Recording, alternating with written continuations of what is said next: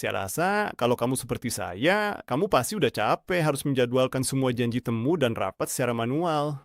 Jadi hari ini saya akan mengajarkan kamu cara menggunakan sebuah software luar biasa yang bisa mempermudah semua urusan ini. Supaya kamu bisa terbebas dari tugas-tugas manual seperti membuat rapat dan janji temu, serta bagian lain dalam mengatur kalender kamu.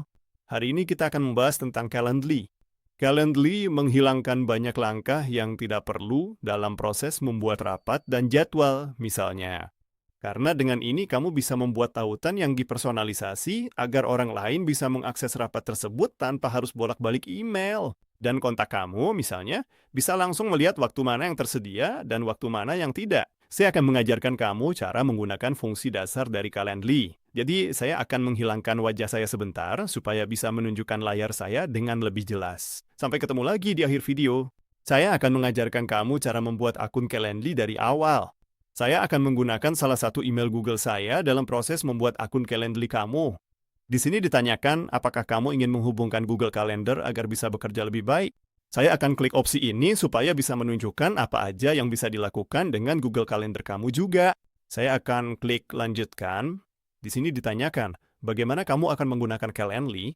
Untuk sekarang saya akan klik untuk diri sendiri dan misalnya kita berada di bidang pendidikan. Ini adalah bagian yang sangat keren dari Calendly. Karena langsung dari awal, kamu akan ditanya slot waktu mana aja yang tersedia untuk bertemu dengan orang setiap hari dalam seminggu. Misalnya pada hari Senin, saya tidak mulai bekerja terlalu pagi, katakanlah jam 10 pagi, dan saya bisa bertemu orang sampai jam 4 sore. Dan kamu bisa mengubah semua waktu ini untuk hari-hari tertentu dalam seminggu. Kamu bisa menghapus satu hari sepenuhnya, atau menambahkannya lagi dengan tanda plus di sini. Kamu juga bisa memilih zona waktu yang paling cocok untukmu dan klik berikutnya. Di sini, Calendly menanyakan platform mana yang ingin kamu gunakan untuk bertemu dengan orang lain. Saya akan klik Google Meet aja, karena itu yang biasa saya pakai dan ini akan memakan beberapa detik untuk menyiapkan Calendly-mu. Udah langsung muncul saran di sini yaitu pertemuan selama 30 menit. Tapi sekarang mari kita hapus satu dulu supaya saya bisa tunjukin cara membuatnya dari awal. Ini adalah halaman utama Calendly. Profilmu ada di sini. Setelah mulai menggunakan Calendly, kamu akan mendapatkan 14 hari uji coba gratis. Kalau kamu ingin menggunakan versi berbayar, ada beberapa link afiliasi di kotak deskripsi di bawah yang bisa kamu pakai. Kalau kamu ingin membuat pertemuan baru, misalnya kita tinggal klik tanda plus di sini yang bertuliskan New Event Type. Misalkan saya ingin membuat pertemuan hanya saya dengan satu orang lain. Saya klik one-on-one, pertemuan ini akan saya beri nama Important Meeting. Saya bisa memilih durasi pertemuan, bisa dijadwalkan dari 15 menit sampai 60 menit, atau waktu khusus yang bisa saya tulis sendiri. Untuk sekarang, saya akan pilih 30 menit aja. Di tab ini, kamu bisa memilih platform mana yang akan digunakan untuk pertemuan. Kalau kamu ingin menggunakan Zoom, kamu harus menghubungkan akunmu. Kamu juga bisa menuliskan nomor teleponmu, bahkan bisa menentukan jika pertemuannya akan dilakukan secara langsung. Jadi, kamu bisa menuliskan alamatnya. Misalkan saya ingin menggunakan Google Meet, jadi saya klik tab ini lalu pilih Google Meet. Saya udah menghubungkan akun Google saya, jadi akunnya udah ada. Dan kamu bisa pilih di sini ketersediaan waktumu. Kita punya dua jenis tab yang berbeda. Kita punya jam kerja dari jam 9 sampai jam 5, Senin sampai Jumat. Atau kamu juga bisa membuat jadwal khusus misalnya. Misalnya hari Senin tidak tersedia dan Rabu juga tidak.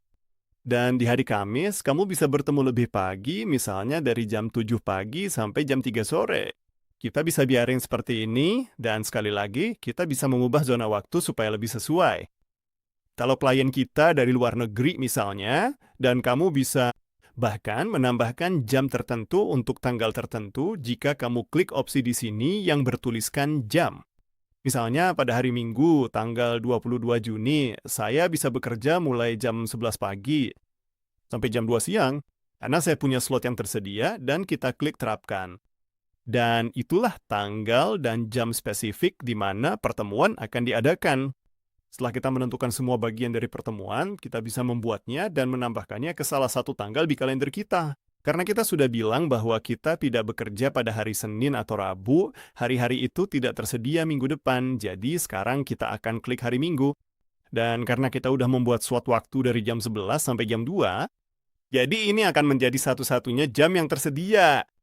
Mari kita lihat, misalnya pada hari Selasa kita punya lebih banyak slot waktu yang tersedia. Misalkan kita akan mengadakan pertemuan pada hari Selasa di tengah hari dan kita bisa langsung klik simpan perubahan. Jadi sekarang pertemuan kita udah dijadwalin di sini, pertemuan tatap muka selama 30 menit pada hari Selasa di tengah hari.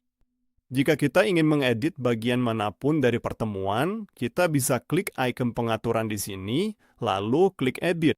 Dan kita akan dibawa kembali ke tab ini sehingga kita bisa mengedit pertemuan lagi. Mari kita cek tab ketersediaan misalnya.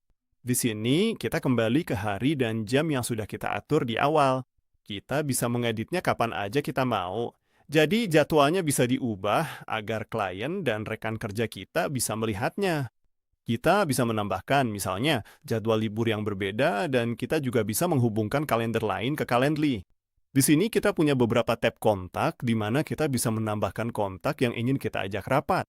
Di sini kita punya tab workflow. Kita nggak akan bahas ini sekarang, tapi kalau kalian tertarik, kita bisa eksplorasi di tutorial yang berbeda. Beritahu saya di kolom komentar di bawah ya. Dan kalau kamu mau membagikan link spesifikmu, link Calendly-mu sendiri, kamu tinggal klik panah di kanan atas ini, lalu klik My Link. Ini adalah nama email saya, jadi sistem membuat URL yang dipersonalisasi dengan email saya di bagian akhirnya. Tapi kamu bisa mengubahnya sesuka hati. Kalau belum pernah dipakai sebelumnya, misalnya kita mau buat jadi tutorial for YouTube. Jadi ini akan jadi URL khusus kita untuk dibagikan ke siapa aja yang tertarik untuk mengadakan rapat dengan kita.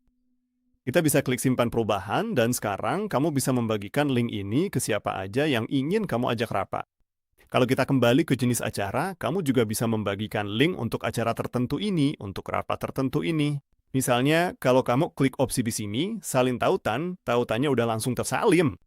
Kalau kita buka tab baru, kita bisa lihat bahwa link tersebut membawa kita ke rapat yang spesifik itu.